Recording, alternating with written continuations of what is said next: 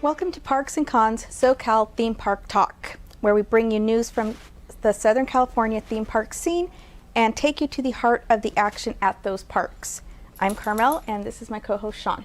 Hey guys, it is good to be with you here to talk theme parks. If you tuned in with us last week on our YouTube channel, you know we started a new thing where we're trying to kind of alternate between theme park talk and convention talk and really give it kind of a specific look at news as well as take you to the heart of the action on the floor as we always do. So this is our first park talk.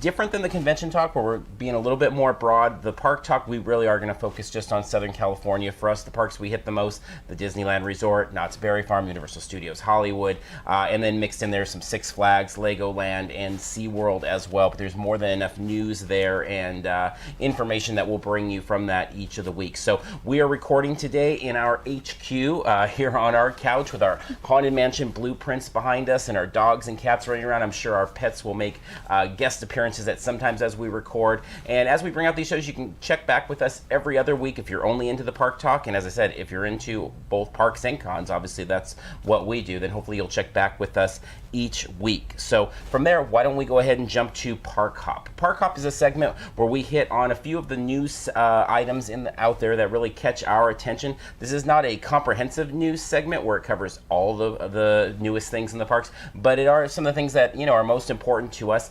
Always feel free to jump in the comments section and leave other ideas there, whether it's responding to things that we have in the news or just your own ideas of news segments. So what do we have up first? Well, recently Disney Parks blog announced that the California Adventure Food and Wine Festival is returning after a 5-year absence. So I've never attended, and I don't think you have either, Sean, but are you excited for its return? I am. Obviously, in Walt Disney World, Epcot, the Food and Wine Festival is a huge, huge thing. It's a big draw for people. People travel out there and plan vacations just around food and wine. This is the type of stuff that I really like to see at the Disneyland Resort. Obviously, Disneyland Resort is all about pass holders in terms of their biggest part of their population.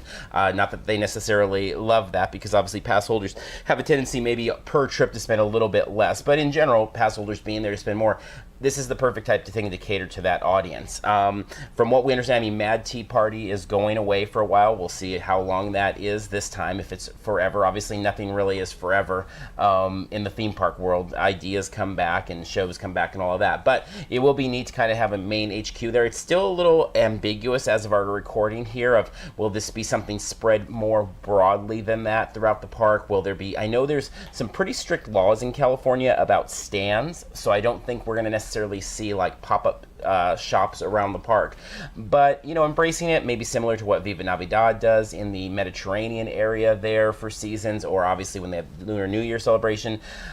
To me, I mean, obviously we cover the parks, we're out there a lot. Anything new is a welcomed thing. So I wish it was more than just weekends, because obviously it's going to be that much more crowded. And we're going to talk when we get to our tips segment just about kind of the crowds a little bit and nighttime things. But just Disneyland is packed. That's going to be a reoccurring theme of at least today's show and probably many more to come. And so this is a good thing to kind of push people around a little bit more, maybe distribute them a little bit more evenly. I believe the attendance last year was 17 million and went to Disneyland, about 8 million went to DCA. We know that that's always more crowded there. But hopefully this will be a nice little thing to kind of change it up and offer some different food, drink, things like that. So what about you? Well, we, in full disclosure, aren't really alcohol drinkers, right. So we're not going to be there necessarily for the wine. But different flavors of food I think will be fun. And we already have plans to go there with some friends who do enjoy their alcoholic beverages, and not sure if you can see him very clearly, but this is our friend here, Dr. Zayas. He's making an appearance with us today. But as far as the Food and Wine Festival, I'm always excited for something new, to try something different. I'm curious as to whether it will, as a whole, bring more people to the resort overall, or if it will just redistribute more of the people who are at Disneyland over to DCA. But we love both parks, and DCA, although it doesn't have as much, doesn't seem to draw as many people as Disneyland does. I wonder if this will draw people more so over there or not. But I'm excited and looking forward to it and see what it does. And if it works, awesome. If it doesn't, well, it's Right. I'm sure they won't hesitate to take it away if it's not a successful event. Right, and if you guys have followed along with this, you know that in general, kind of our opinion on a lot of things is we're all for the parks and the cons trying things, and if they work, they work. You know, we talked about that with Universal Studios with Horror Nights trying kind of a more humorous maze this year, and it didn't really work very well, but it's cool to see the attempt, and so definitely we're all for trying new things, and we'll see what it is, and we'll definitely be checking it out. What's up next? Sounds good. So up next, the Wizarding World of Harry Potter has seen its technical rehearsal hours expand, and reports are nearly all positive as we near the April 7th grand opening. Do you think the land can live up to the hype, or what do you think? Well, it is, you know, it's the type of place once you go there, whether it be in Florida or here, that, you know, it smacks you, whether you're a brand new, you know, patron to the park or you've been a longtime fan, that it's just a different animal altogether. I mean, there's really nothing like it. We've had lots of friends make it there already in this last, you know, less than a month that it's been in technical rehearsals or soft open mode, and a lot of them are first time attendees at Universal Studios Hollywood, and they're all loving it. And then we have a lot of friends that are hardcore theme park fans that go all the time or work in the industry, or, you know, they all love it. So it's really weird in the world we live in now, because pretty much everything seems to be polarizing and you can always find the negative, but this is something that's pretty much universally, pun intended, loved so far. And it was in Florida, and it's been as it's made its way into Hollywood. Now, that being said, you know, the hype, one of the things that's going to weigh in greatly once April 7th hits in the grand opening, we talk about it a lot, is anything once you have those big waits gets tempered a little bit when you have that time investment. So, you know, if you head out to Hollywood to visit Potter and you spend, you know, 2 hours waiting to get into the park, another 2 hours to get into the land, and then 2 hours to get on Forbidden Journey, obviously that's going to maybe change how you look at it. I mean, I know seeing Mad Max Fury Road, which as we're recording this is winning all kinds of Oscars tonight, I really enjoyed the movie. I liked it a lot, but going into it, we saw it late in its run, and everybody was saying it was like the best movie they'd ever seen. It just makes it, you go in with those different expectations. So I'm sure that there'll be people that, you know, hate on it or don't like this or don't like that, or the crowds will change that. But in the end, there's nothing like it. There's nothing that the other parks offer that's as immersive. There's nothing that offers that sort of detail. You know, whether it's the, you know, dust on the ceilings or the owl droppings on the concrete, or the, you know, show experiences in places like Ollivanders, or, you know, just the queue at Forbidden Journey. It's all truly unique for California. I mean, there's nothing like it here in California, and so I do think it will deliver, and it does deliver. I mean, I don't know, do you have any different thoughts on that? No, I mean, I've been kind of surprised. I don't know why I was, but I still was, that at how many people we know from our different walks of life. It's not just the theme park people that we're running into. When we were there the other day, what was it, yesterday, Saturday, there's people from the con world who are there, people from our work worlds. There's just people from all different aspects that don't usually cross paths too much there. And it makes sense that it would be a draw, because it is such a unique experience. Yeah, the waits, they're going to be there once it officially opens. Yeah, it's been nice so far, because in soft open mode, it's really only the hardcore fans and their friends that know about it. It's not like Universal is tweeting to come check it out. You know, it's funny, this morning they're like, come out and check out Springfield, you know, and obviously because it is technical rehearsals and it can close at any second. You know, we constantly are getting questions right now on our social media about, you know, well, how will I know if it's open? And the answer is you don't. You know, as you watch the hashtag Potter Watch, and you can follow a site like Inside Universal, which is great at kind of updating people, but for the most part, you don't know, and it could close at any time. I know yesterday, once we were in the land and having a good time, I was hesitant to leave the land to grab a Diet Coke, because I'm like, well, what if I leave and all of a sudden they close down and don't allow anyone else in? But as you said, I mean, just yesterday, so I mean, it was a Saturday that we were there, so we're recording this on a Sunday night, there were about 15 or so people that we knew there at some point during the day. And by 15, I mean people that we would actually talk to. Then there was a whole bunch more that were just social media, never met them before, that were tweeting about, hey, maybe we'll bump into you. And that's a lot. And as you said, they're from all different walks of life. And that's neat. It almost feels like hanging out. We were talking about, because we were there with Rick and Johanna from TPA. And it almost feels like hanging out at like a Scare LA or something, where it's like this convention where you know everybody there, or WonderCon or something. There's all these people are there that you know, and you're just kind of bumping into each other as you mingle around this land. Because everybody going to Universal Studios Hollywood right now, at least that we know, that's pretty much the only place they're going. They're going to Potter, and everything else looks a little less compared to it, which makes sense because it's a game-changing land. And so it is interesting because, excuse me, although we didn't really spend much time outside of Wizarding World, the wait times outside of that land were pretty high. I mean, the park was busy, and it almost seemed more busy outside of that area than inside, which seems odd to us because that's why so many people were there that we knew or recognized and stuff. But for Forbidden Journey, I think the highest wait time I saw was 55 minutes, which is not bad for that. No, not at all. And I mean, it's a high capacity ride. It loads people quickly. It's an omni mover. I mean, it's a great ride for capacity too, so that's going to help it along. But yeah, it was kind of our own little, not that it was totally dead, but it was own little private paradise within all the craziness of the park yesterday. So yeah, I think the people who are going there to experience it as Harry Potter fans aren't going to be disappointed. So in that way, I think it'll stand up for the hype.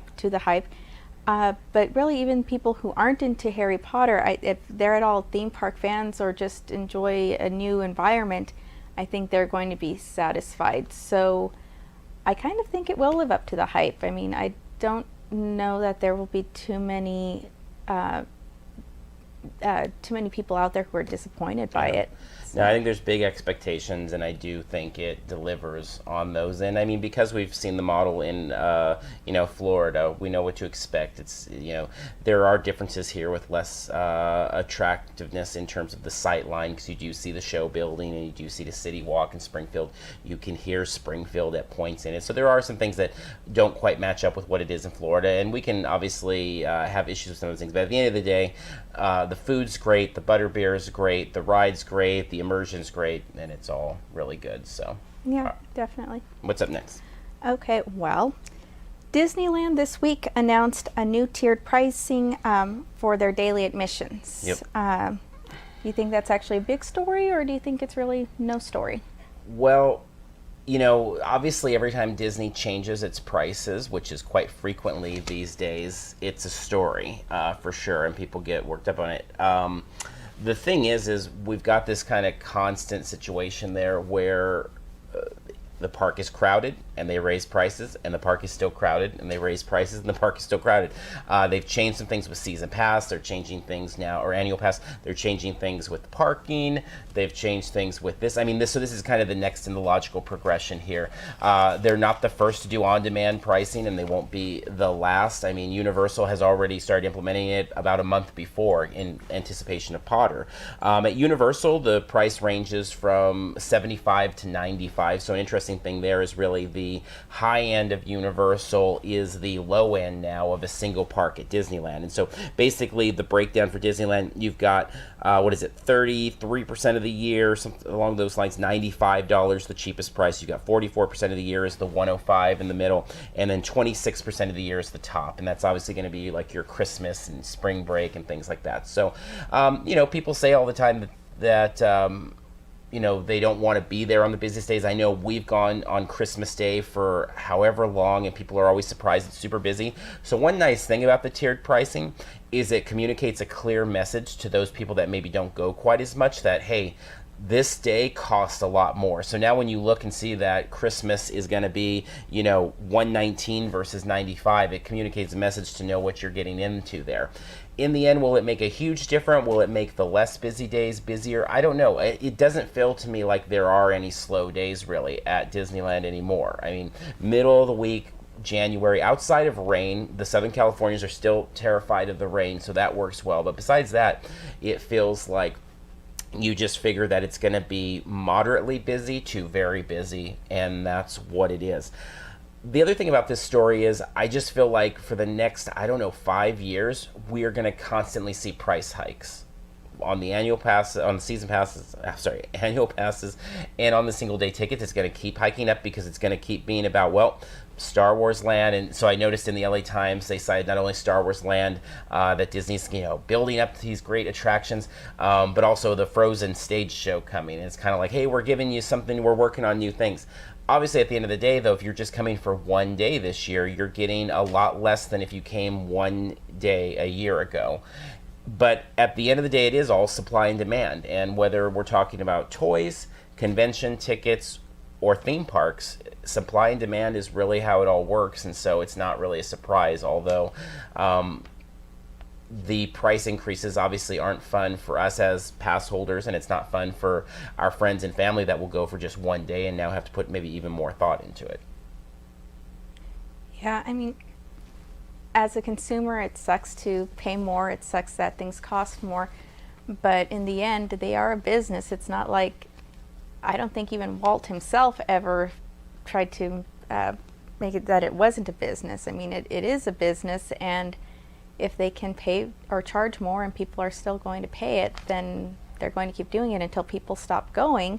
There's no reason for them to stop. So it sucks, but it makes sense, and it's kind of pointless to complain about it because, I mean, like I said, until people stop going and they stop making money, they're not going to, and they shouldn't. Why would they? Right. So. And right now, I mean, even with so much of the park closed, when you still break it down, the amount of attractions they pack into Disneyland or DCA, not as much as Disneyland, but DCA, you're still getting a lot of value when you do measure it against other places, Now, there is something to be said for just philosophically, we're in a year right now where Knott is charging you the same and giving you more with stuff we'll talk about a little bit with Ghost Town. Universal is charging you more and giving you more with Potter. And Disneyland is the only one of those charging you more and giving you less. That said, Disneyland still gives you so much, and there is so much value there. And we talk about it all the time, just amongst ourselves, just like going to the movies, and the price of what going to a movie is right now, and stuff. And so the cost of entertainment, obviously it's a luxury. All the stuff we cover are related to entertainment luxuries. So it is very much supply and demand and on-demand pricing. That's just kind of how it works there. And so it's not really a surprise, and I would anticipate that we will have segments dealing with price hikes at the parks, especially Disneyland, many times in the years to come. So even this year? Yeah, alone. maybe so. All right, what's up next? Segment. Okay. Let's go back to California Adventure for Luigi's Rollicking Roadsters, which is officially opening on March 7th with annual pass holder preview starting March 4th. You excited about this ride or refurb? Yeah, I mean, well, it's a whole new ride. It's not a refurb. So, I mean, this is a whole new ride vehicle. I mean, just a whole new ride, picking up on Luigi's theme. But I mean, it's my dark horse of the year in terms of park stuff that we're going to see. It's the thing I think that people are least excited about, that has the most potential to surprise. It's not going to be Forbidden Journey. It's not going to be what we'll talk about in a few minutes of the stuff going on at Knott's. But as we've talked about with many things, whether it be in parks or cons, is anytime you replace something with something better, it's a good thing, and everybody wins, even if it's not a thing for me. Like, so I'm not a roller coaster person, but bringing in something like Twisted Colossus to Six Flags Magic Mountain is a great thing because it's a commitment to advancing. It's a commitment to putting money into the park. It's a commitment to a whole land area. And so the same thing here is, I hope I like Luigi's Rollicking Roadsters. I hope it's something that we'll want to go on every once in a while when we're in DCA. But even if not, then I really hope other people enjoy it and it'll bring more people over there, and it just is an additive to the park. So yeah, I'm excited. Definitely tempered expectations. It's not something that, I'm looking forward to the way, we were with Potter or something, but I am excited about it. What about you? I am. The picture that someone on social media posted of the cars was really cute looking, and the little crack that we've been able to peek through Right. when we've been at the park, it looks like the little cars are having fun in there. So yeah, I'm excited for it. I'm not, I don't anticipate, staying the night or anything to be the first to ride it or anything, but it looks cute, and I think it'll be a nice little addition. Cool. All right, From here, then, we will move out of the news segment and we'll move into another segment that we call Magnification. And this is where we make an adventure through inner space. For old Disney fans, you might recognize the reference. The inner space of parks to magnify one topic and look at one thing in detail. So if you're familiar with our con coverage, it's very much like our Under the Con, where we really look specifically at one topic or one show. And here we're going to look at one big thing. And the case this time is a magnification of what's going on at Knott's Berry Farm for this summer. So there's a lot going on, and we're going to bring you to the parks. One of the goals of magnification is to actually bring you, to show you stuff as many times as we can. And this time we had the good fortune of this last Friday participating in a Knott's media event that was a construction tour. And as part of that tour, we got to speak to a lot of great people there doing a lot of good work. You'll get to see some highlights from that, and we'll take you around and see some of the things that they're working on. We'll show you some clips of the videos, then we'll come back and talk a little bit about what we saw. So some of the things you'll be seeing, first off, leading off, you'll have the Director of Communications, Jason Soyster, going over basically what to expect in terms of what's opening and some of the dates and things like that. From there, we'll move to the Vice President of Food and Beverage, Russ Nibbs, talking about Mrs. Knott and some highlights there. Then Jeff, is it Gahagan, is I believe how they pronounced it, VP of Maintenance there. He'll be talking about Ghost Rider and what's going on behind the scenes there. Then Director of Entertainment, Laura Hanneman, talking about Ghost Town Alive. And then lastly, Head of Park Decor, Jeff Shattuck, will be talking about the Saloon and Calico Park. So why don't you go ahead and take a look at some of those things, and then we'll come back. So first up, today we're excited to announce that Starbucks will open on March 18th. When it opens, it'll be, our Starbucks will join the likes of Kings Island, Cedar Point, among many other Cedar Fair parks with a full-scale, full-service Starbucks location. And even though we're not going to be touring that location up close this morning, Russ Nibbs, our Vice President of Food and Beverage, will be able to answer any questions you have and can talk about some of the ongoing construction happening at the Starbucks location. And as I hope everybody in here knows, while it's not breaking news this morning, the Boysenberry Festival returns March 19th through April 3rd. And if you have not been filled in on some of the exciting press opportunities that we have leading up to and on the opening day of the festival, please do talk to your PR tour guide or get in touch with any of us in the office, because we want to make sure that you have a chance to cover for your readers and for your viewers some of the really fun and exciting behind-the-scenes opportunities we have for press coming up in just a few short weeks. Of course, today, one of the stops on your tour will be Mrs. Knott's Chicken Dinner Restaurant, and we're excited for its spring 2016 opening, and I think you are going to be amazed at just the scale and how extensive the complete refurbishment of the restaurant is. And again, Russ is going to speak to some of the really new and exciting additions to the restaurant when it reopens. Perhaps the biggest news of the day is that the 75th anniversary of Ghost Town celebration begins May 27th and runs through September 5th. So that's effectively Memorial Day weekend through Labor Day weekend. And as I hope you know, and as you'll see, in depth today, the anniversary celebration is comprised of several different experiences.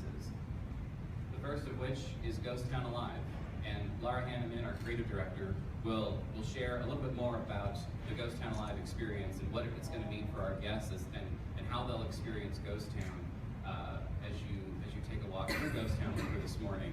That new interactive entertainment concept will open with the celebration on May 27th and run through September 5th. Also a part of the 75th anniversary, we're proud to announce today that Ghost Rider will relaunch and return on May 27th.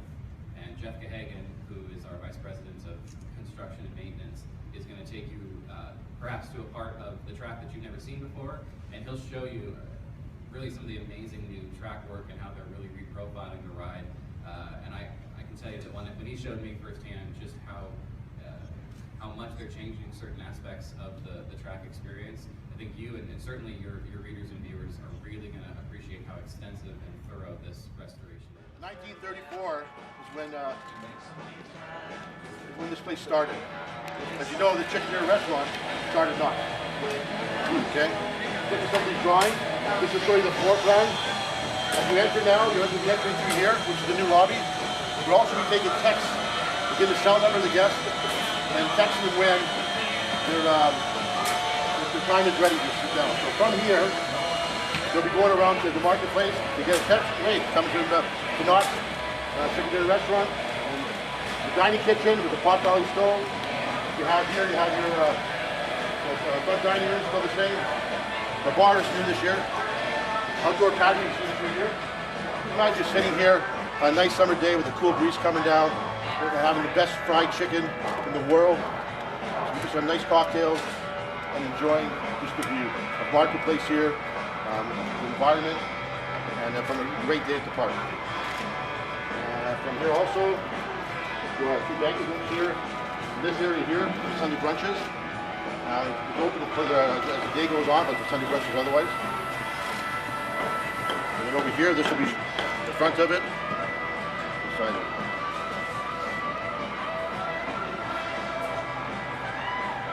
So how many of you dined here before? Everyone, right? Great.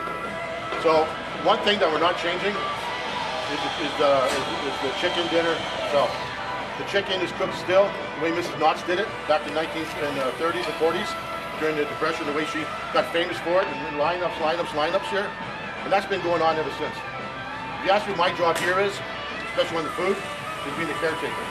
It's not changing the recipe, and we haven't changed the recipe.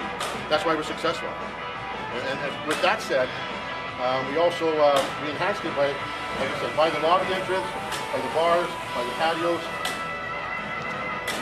The chicken still takes our deep fryers. Have anybody here been in the kitchen before? Well, we have these big deep fryers, 2 of them. They hold over 2,000 pounds of oil. Okay? The chicken takes over 45 minutes to cook. It goes in cycles, just like Mrs. Knott did in her small kitchen at home. She'd cook it for a bit, take it out, get it crisp, and then it goes through that same cycle. When I say this, that means it's a conveyor belt that's going through. So the only thing that's changed is we enhanced the building. Like I said, the patio. You go in the park all day. It's a warm summer day, in the evening, cool breeze coming down. You have your favorite Chardonnay. Okay? You have the best fried chicken in the world, or universe, you can say, if that matter. And you're enjoying the experience. Back in November, we had a lot of you were here at that time, and you were wondering who we were working with. And we were working with Great Coasters International to redo our track, basically. Great Coasters is coming in, and they're actually replacing all of our track from the top of the lift up here all the way into the station. So it's the entire track that we removed completely, and we're putting it back in. What I'm going to do is actually take you through, show you some of the major changes that are happening. The reason I stopped right here is up in this area, if you've ever ridden the ride before, this is basically the midpoint on the ride up at the top here. And it used to be where we would slow the train down, bring it to almost a stop, and then drop you on the second half of the ride. One of the things we have on our coaster up at Great America is you get on, you drop off the lift, and you just go until you get back to the station. We have actually taken the brakes out up here, which is going to give you that better ride, where once you get up to the midpoint, you're just continuing to fly through there and go all the way down. We did have to change the profile of the ride in order to do that because of the fact we were basically reducing the speed there. So we had to change the profile so we would burn off speed in different areas. So as we go in, we're going to go ahead and go this way back, and I'll show you some of the other changes. I'm actually going to take you into the shop so you can actually see where you normally aren't going to be. We don't have any trains here. The fact is we actually are replacing all of our trains on this coaster. There are 3 trains that will come back on this coaster. It'll only run 2 at a time. Before we did have 3 trains, they were an old one. The trains we are going to are the GCI Millennium Flyers, and what that is that's actually a train that has, like a car, 2 axles on the front, and then everything behind is a single axle trailer, which it follows better. It makes for a much smoother ride. So that's our biggest difference on those trains. It makes it for a great ride. Instead of being single axles which shake all over the place, it really smooths out the ride as we go through.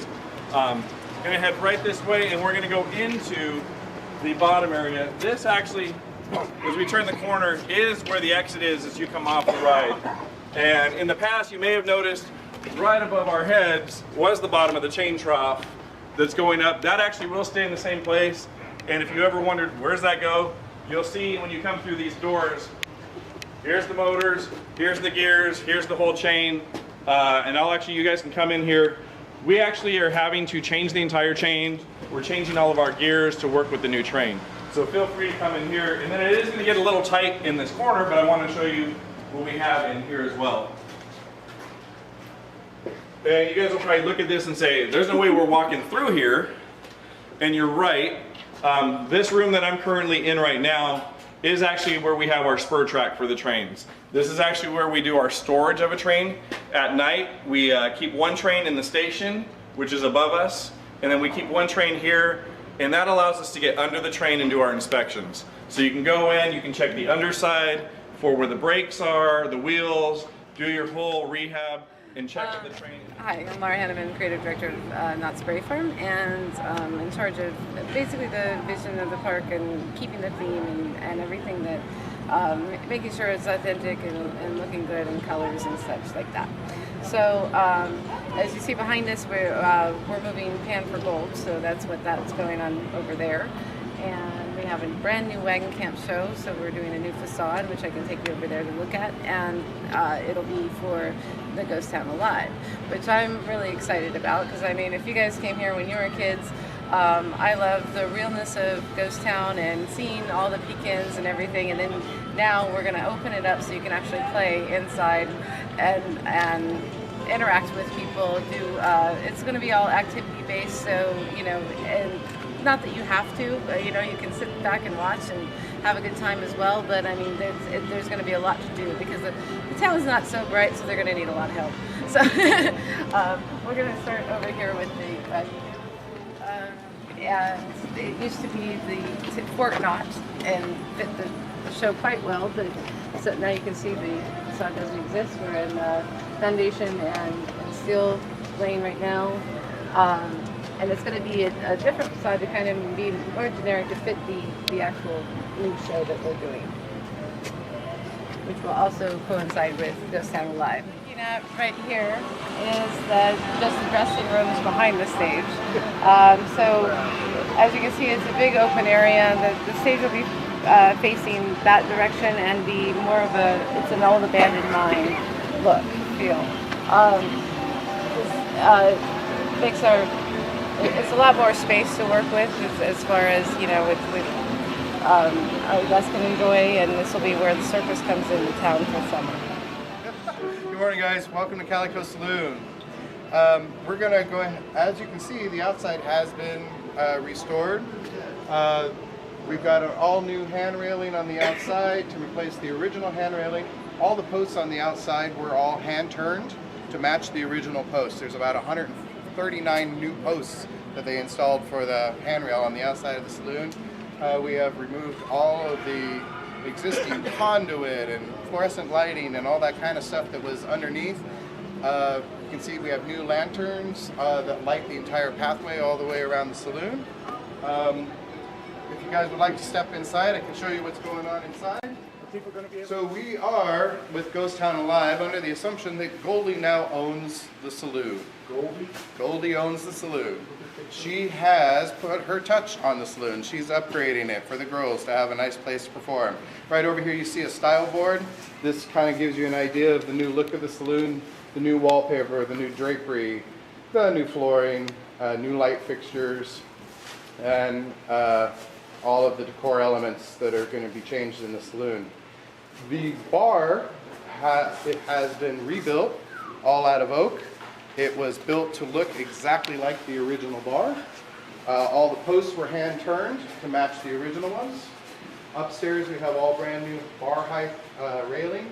All of the new tables and chairs for upstairs will be bar height tables and chairs, cast iron bases with solid oak tops. We are increasing the capacity of the seating to approximately 120 people. The facility has had air conditioning added to it, so it will be an air-conditioned facility during the summer months. Or The winter months. the winter months, it'll be a little warmer in here. We're having a lot of heat. Right. The stage has been all completely redone. We will be building a new set for the new show. So Okay, so over here, this entertainment facility will be the new Calico Mine Stage. This will be moving to where Lara just showed you. This will now become some ghost town facades, and this is going to be Calico Park. Calico Park. They're going to be adding some new planters, some trees, additional trees, and some seating. And with that, at the end of every evening of Ghost Town Alive, there will be kind of a nighttime evening closing hootenanny, wrapping up the day's events that have taken place, happening right here in Calico Park.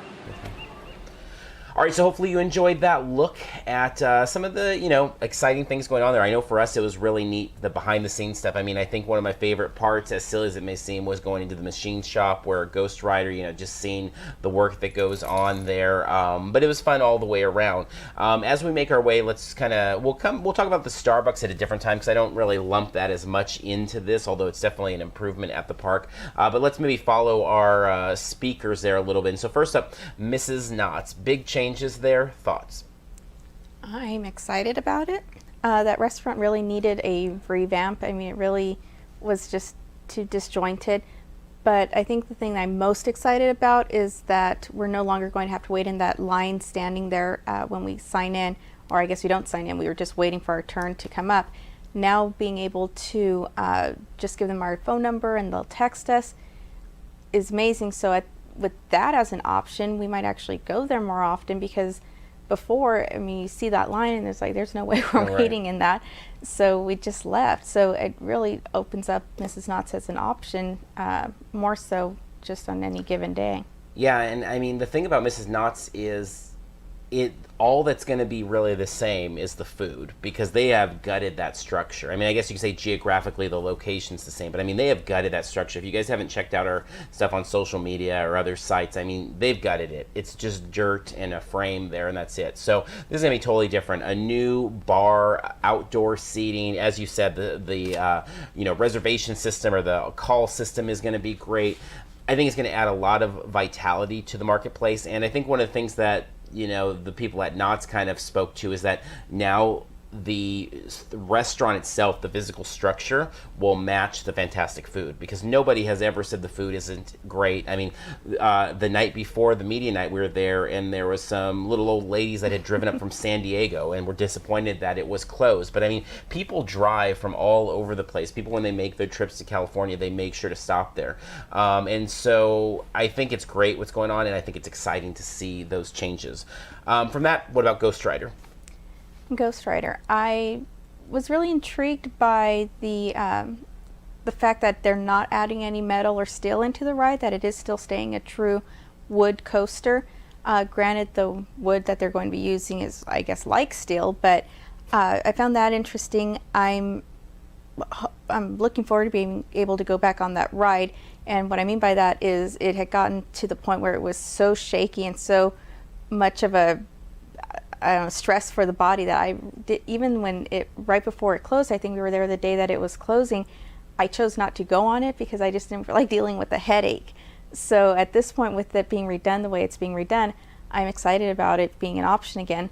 I'm a little concerned about the reduction in capacity that the change is going to bring, because the lines were already long, but and I guess if that's the exchange for making a viable ride that I'm willing to go on again, I'm looking forward to it. It sounds great. For me, I mean, if you guys don't already know, I think a lot of people that follow us know I'm not into roller coasters. I rode them somewhat in high school, didn't like it, and then just decided I wasn't going to, I guess, give into peer pressure and do that if I didn't like it, and it wasn't fun. And obviously, the entire reason to go to a park is to have a good time. And so it doesn't really matter to me what they do there, because there's no way that it's going to really be of interest to me. It doesn't hit on mine.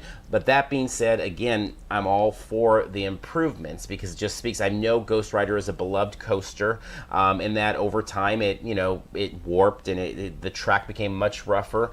That said, it was still packed a lot of times. I mean, people lined up. It was a real people eater. And so it's interesting because of the capacity reductions to a certain extent, it might become even more of a people eater because people will be in that line. It kind of has that Simpson, we were talking about this weekend at Universal Studios Hollywood. Simpson is kind of a people eater, not because of everybody high capacity on the ride, but because people just get stuck in that line. So it might have that effect.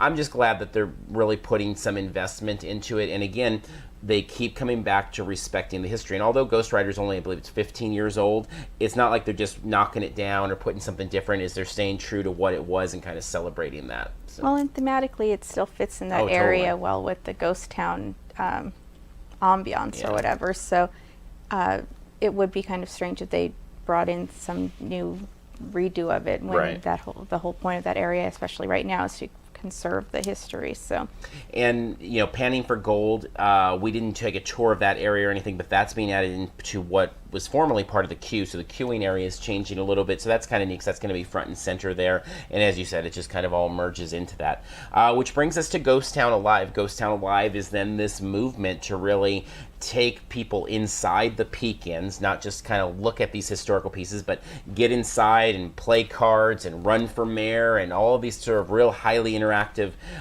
sequences that Laura Hanneman talked about. Thoughts? I think it's great to add more activity, more things to do there, and I think annual pass holders in particular will benefit from those changes. I'm not sure that those activities are things I'm going to necessarily participate in, but if we take our niece or nephew or friend's kids, I probably go through there and spend some extra time there. So as far as those immediate Pekin things, it's cool, and I'll enjoy seeing it from a distance, but as far as really interacting, that's probably not so much in my cup of tea realm. The thing I like most about it is, we've talked about this many times, is Knott's. It's become like clockwork that you can plan. Every summer they're doing something to improve the park, and so I love that Ghost Town is getting love. Obviously, myself, as with anyone that loves Knott's, you have a little worry or concern that these little historical marks are going to, get hurt. As all of a sudden you take these Peekins and you allow people inside of them. It's a little scary on that side. I'm curious what happens September 5th once the that season, because basically Ghost Town Alive is going to run May 27th to September 5th. So what happens in the Peekins after that? Do they put the old figures back? Is it just open to look at? They're definitely not going to staff actors in there all day during that slower season. Obviously, they've already said that ends September 5th. So I'm curious what happens there. That said, I think, if we look at something like Legends of Frontierland that ran at Disneyland, people had a really good time with it. And as you said, I'm good with the games, if there's any sort of strategies to solving puzzles or things like that. I'm definitely not going to go and try and run for mayor or draw things or things like that. So I'm not sure yet what the entertainment's going to be like. But the fact that they're investing in Ghost Town and they're making the 75th anniversary a big part of their plans is huge and awesome. I do hope that they really do something with Scary Farm and recognize that, because for those of you that don't know, the Haunt Museum has gone away. It's becoming the mayor's office, and that scares me that it already feels like Knott's doesn't celebrate Scary Farm at the level that it should. The sliders, the idea of having haunts in a theme park. There's just so many things that began at Knott's, and I love when they celebrate that. When they did the haunt tours a few years ago, that was awesome, and stuff. And so I hope they do more of that. I hope that haunt finds a place somewhere in Ghost Town Alive I should say Ghost Town. But I am excited for the 75th, and I'm excited for Ghost Town Alive. And again, I'm anxious to see that they're celebrating history while trying to advance it into the modern era, because at the end of the day, the kids are obviously the future, and you have to plan around that. And so I'm anxious to see. And then last up, we went into the saloon. I guess we could lump the stage into that as well, the new Calico stage across from the Mine Ride, and then Calico Park. What were your thoughts on those items? The stage, I'm not horribly excited about yet. I'll see as it gets more built up. It's nice to see that it's being built and stuff, and that there'll be more room, I guess, for the actors and stuff in the back and the dressing rooms and things. I'm not sure how the stage positioning is going to work with the sun and how much we'll be staring at the sun during the day for performances.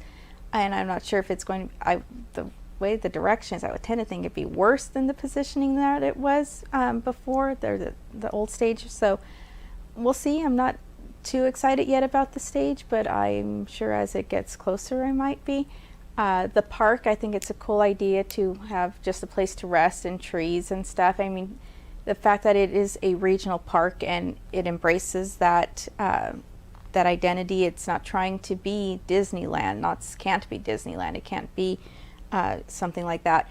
But making it comfortable and homey for its pass holders and things, I think it's a cool thing, and it's a nice way to feel embraced when you go into that park. The saloon, I love that there's going to be air conditioning in there and that we can go and spend some time there, and we'll see what the new show is like. So yeah, I'm excited about everything to varying degrees. I think going back to the principle we talked about a little bit before, of just when you take something, when you upgrade anything. So I guess the way I look at it is the stage is kind of it'll be a new stage, and that's awesome, but I'm almost looking at that as a wash. The saloon having air conditioning, ample seating relative to its size, a new oak bar that matches the original oak bar. I'm presuming a new entertainment there. Part of the new story of Ghost Town Alive is that Goldie has taken ownership also of the saloon. So that all seems like a major upgrade there, and I'm excited. And then of all of it, though, I think the part I'm most excited about is to see what this Calico Park ends up looking like. Because more seating, more shade, more aesthetically pleasing areas are always welcomed. And when I look at what we're really trading then at the end of the day is the old Screamin' Swings for Calico Park. And that to me is a huge upgrade.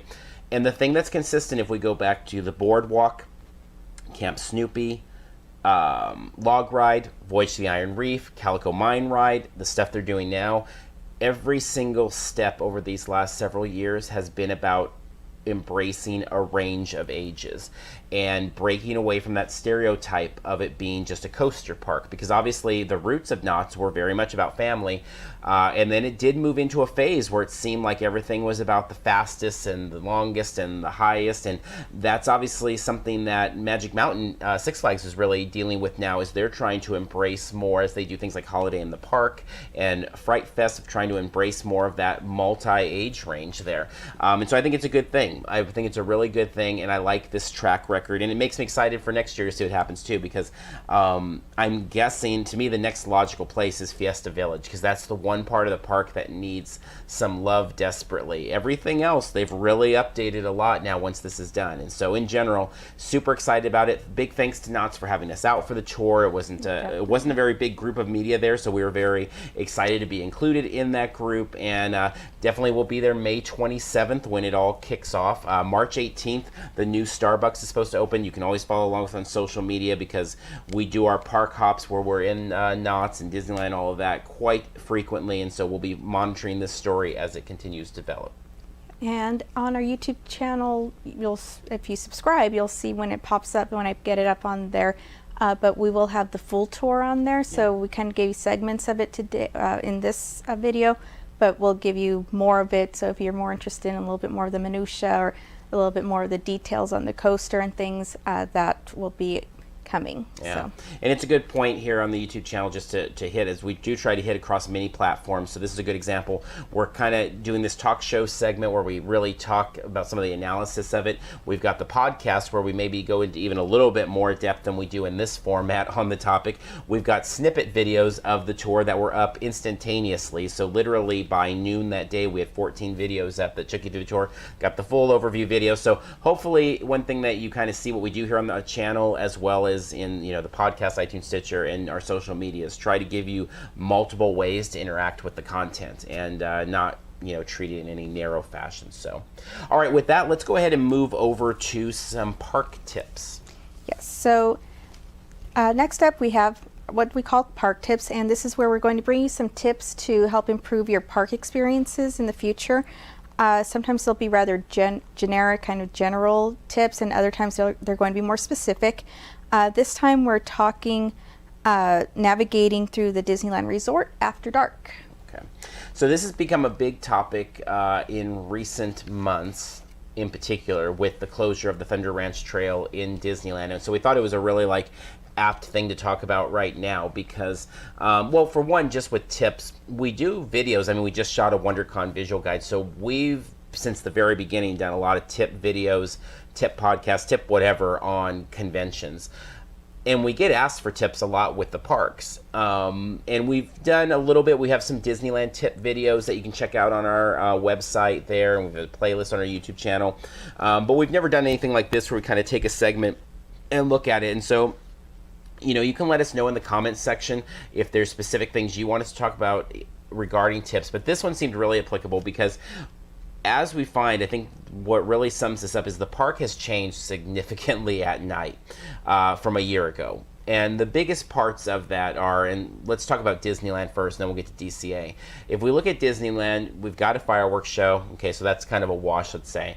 But you've added a nighttime parade, Paint the Night, and you've closed the Thunder Ranch Trail, which means now that if you're at Village Host or you're riding, you know, let's say Casey Jr. Circus,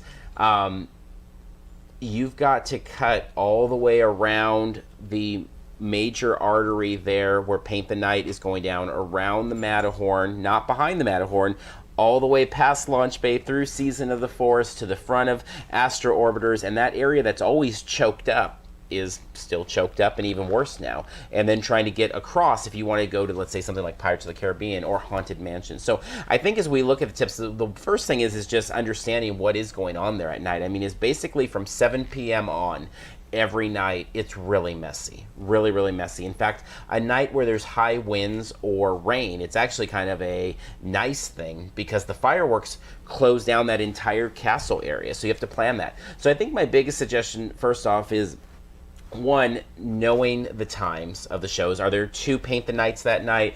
What's going on with fireworks? What's the weather like? All that. And then the second big thing, if at all possible, just don't be in Disneyland at night. Be over at DCA, because if we go over to DCA, and obviously DCA always closes a little bit earlier, but if we can be over at DCA after dark, World of Color does not cause any problem with traffic. The Pixar Play Parade is done earlier.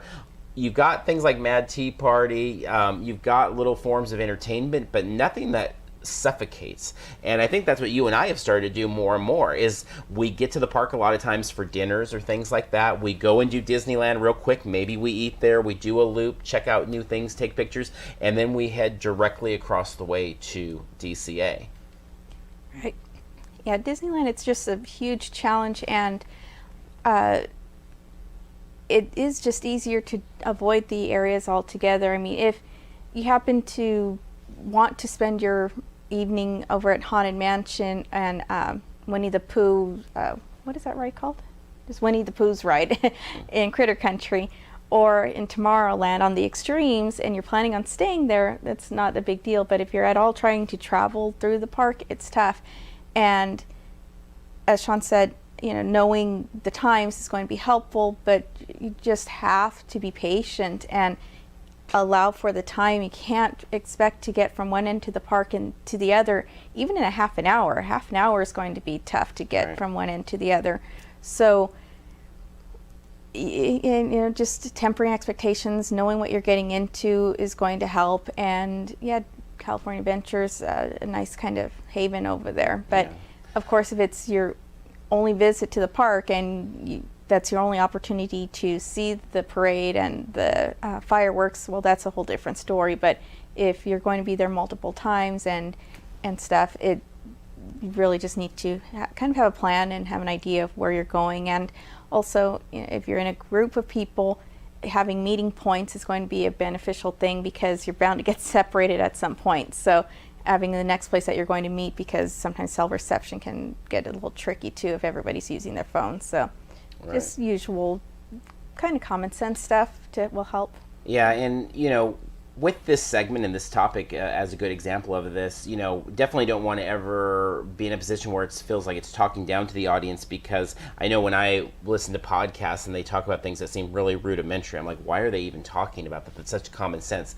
At the same time, though, I realize a lot of people don't spend the amount of time, I mean, almost no one spends the amount of time in these places that you and I spend in them. So we do want to share those things. And this was a real hot topic when we first started. Really, we were there, I think, the day after Thunder Ranch closed at night, and we got to experience it firsthand. And we got so many questions, so much traction on social media of people asking, well, what about this, and what about this, and how's this work, and stuff. Well, that was the most frustrating thing, because we didn't know what to expect. And because we are so familiar with the park in general, it was a surprise. I mean, I think we literally were at Casey Junior's or somewhere over there. We were. And then we were trying to get to kind of the Haunted Mansion area.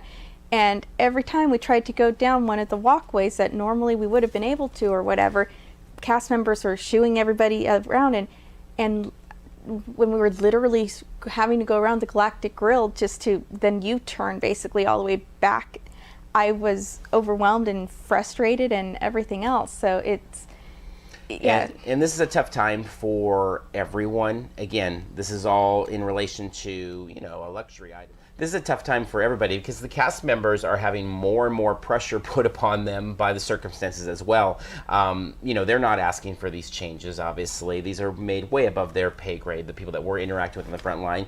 The guests just want to have a good time, and they've all spent a lot of money, whether it be on a pass or a single day there. So everybody's trying to make the best of the circumstances, and the more you know, really, the better time that you can have, hopefully, and enjoy it. So really be on high alert. I mean, nighttime can always be a tough time at Disneyland, unless you get to the real extent, you know, you get to that 10:30 to midnight hour. That can be pretty sweet at Disneyland on a weekend or something. But in general, the nights are pretty tough there. And again, as silly as it sounds, I think being able to plan more of the earlier parts, the earlier you can get out of Disneyland, the better. Unless obviously you want to see Paint the Night and the fireworks, because they are amazing. I mean, Paint the Night. I have such little interest in parades, but I love Paint the Night, and I feel like I could watch it every single night. So there's much to be said for that, as well as finding a spot somewhere on Main Street, enjoying it. A good place to look down by Small World. There's some softer spots there where you can break the line. Also, you can see the projections on Small World can work really well. So there's a lot of good options there. It's just as with anything, and we feel like if you're watching a show like this, you're in that segment of the population that is interested in kind of educating yourself and doing a little bit more homework. So you probably have some of your own plans and ideas and things that you're using to navigate the park. So again, jump down in the comments section, make it a dialogue with others. Hopefully we can all help each other out to learn more. And so we're always up to wanting to hear the comments of what works for you guys. So, all right. So I think with that, we're going to start wrapping things up here for our first park talk. You can come back in 2 more weeks with another park talk with more content. And also in the in-between, you can check us out with our Con Talk episode. We put one up last week with some San Diego Comic-Con talk and Phoenix and things like that, and then next week back with more of that. So as we wrap up, why don't you tell them where they can find you on social media? Let's see. Well, you can on Twitter find me directly at Connoisseur, and that's CON_NOISSEUR, or you can reach me directly by email at carmel@parksandcons.com. Cool. And you can find me at on Twitter at @the_con_fluence, at the Confluence. And also, I'm usually managing the Twitter and Instagram account, mostly on social media, and Carmel does more of the Facebook, as said, so you can find us in those places. If you're interested again in talk, again, follow along with us, subscribe to the channel so you don't miss anything, as well as all the snippet videos we put up. We're covering things from the parks world, the cons world, and any other fun things we can find kind of in between there. For more in-depth talk, you can always head over to our iTunes or Stitcher and subscribe there. We usually have, I think last year we averaged almost 1.8 episodes a week, so right around a little over 1 episode a week. You can count on definitely being there, and again, from all of those worlds, trying to bring you into the action.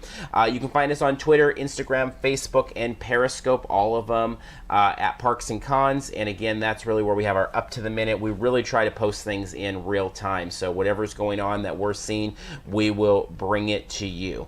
Okay, so we're going to go ahead and wrap up this episode, and we thank you for tuning in. Until next time, we'll see you in line somewhere.